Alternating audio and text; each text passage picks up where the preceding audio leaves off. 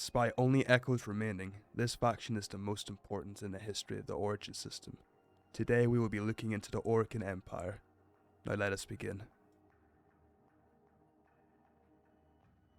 What you'll immediately notice about the Orokin Empire is that they were extremely obsessed with luxury and beauty. This can be seen with their architecture favouring a white and gold appearance with grand halls with wide roofs.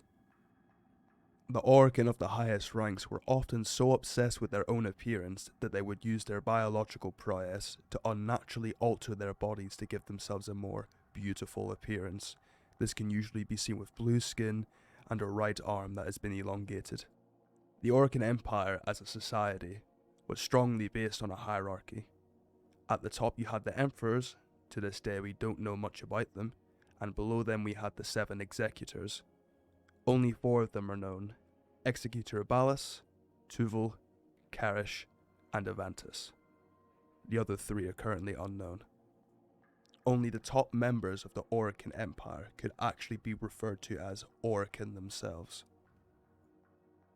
Despite being part of the Orokin Empire, the following classes in the hierarchy are more similar to that of standard humans. Below the executors were the Archimedeans. These consist of scientists and scholars. Below the Archimedeans are the Loris. These are classed as healers. And then below the Loris are the Sectaris. These are typically navigators and ship operators. Due to a lack of recorded history after the Orokin Empire collapsed, there is a class in the Orokin hierarchy below Sectaris referred to as Enginus. However, this role in society is unknown. Below the Enginus were the Dax soldiers. This was the Orokin's private militia, and they were often used as bodyguards, soldiers, and commanders. The Dax soldiers were sworn to absolute oath to the Orokin Empire via the use of Kuva.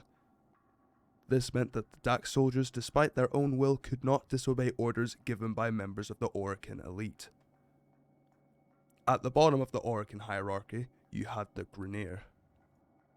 The Grineer were purpose-bred clones that were genetically altered by the Orokin Empire, and they served the purpose of doing the Empire's dirty work, such as menial labour, farming, agriculture, and architecture. The Grineer, despite their intelligence being human levels, they were often regarded as less than that by the rest of Orokin society. The Orokin also created a genetically built-in weakness into the Grineer. The Grineer have been genetically modified to be infertile. This is a way of diminishing numbers of the Grineer if there was ever an event of an uprising against the Orokin Empire. The only way to create more Grineer is to use the Orokin cloning templates.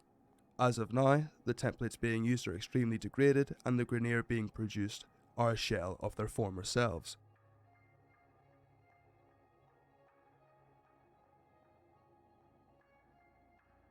Orokin of the highest class were often regarded to as immortal.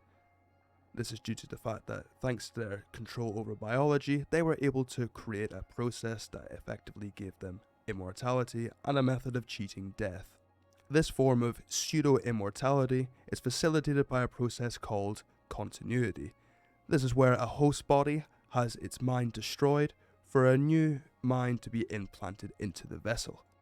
Coinciding with the destruction of the host mind, a liquid known as Kuva is also consumed by both parties and is used in the transference of the mind during the continuity process. Kuva can be seen as a black and red liquid and has mind-altering properties. This is especially useful in the destruction of the host mind for the new Orokin mind to be implanted into a fresh body. For the transfer of a mind into a brand new host body, one or both parties involved in the continuity process needs to drink the Kuva liquid. Once the process is complete, an Orokin in an old, dying body can be transferred into a brand new fresh one, further extending their life. A common practice of the Orokin is to alter the appearance of their brand new host bodies to give them a better resemblance to their previous forms. The golden halls of Lua on the Earth's moon were often used as an auction house of sorts. Different members from the lowest hierarchies of the Orokin society were also sent to the halls of Lua. The highest ranking Orokin members were then able to use these halls as a method of choosing a brand new body for themselves to transfer their minds into, using this as a way of extending their life artificially.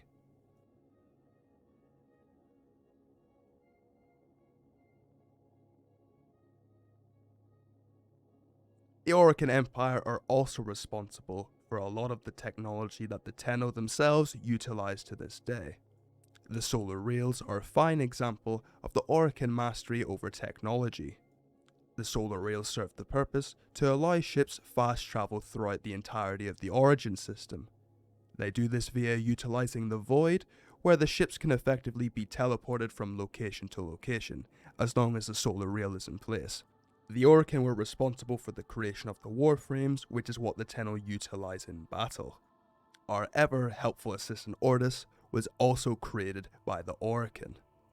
Ordis is classed as a Cephalon, which are digital life forms that have been constructed to serve a singular purpose, and in Ordis's case, is to help the operator in any way that they can, from maintaining their ships, giving guidance during battle, or providing assistance. During the reign of the Orokin Empire, the Earth itself became extremely toxic. The Orokin then took desperate measures as a means of trying to rid the world of its toxic state. This birthed the creation of the Technocyte virus, which is what ended up turning into the Infested.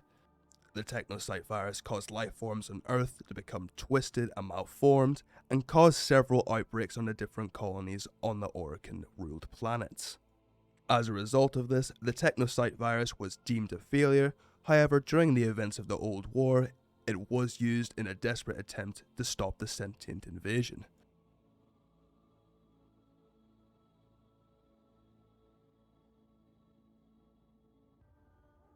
The Orokin Empire then came to a very swift and bloody end after the events of the Old War had concluded. The Tenno, in an act of revenge against their masters for how they were treated and what was done to their surrogate mother, cut down the highest Orokin classes in a very bloody fury. The Tenno, leading a coup against the Orokin Empire, effectively caused its collapse. After this, there wasn't very much remaining of the old Orokin Empire, except for their very advanced technology, which is currently being sought out by all factions in the Origin system, such as the Corpus, the Grineer, and even the Tenno themselves. In summary, the Orokin Empire were very powerful, but in typical Orokin fashion, they were brought to their end by their own creations. Thank you everybody for listening, and I'll see you all next time.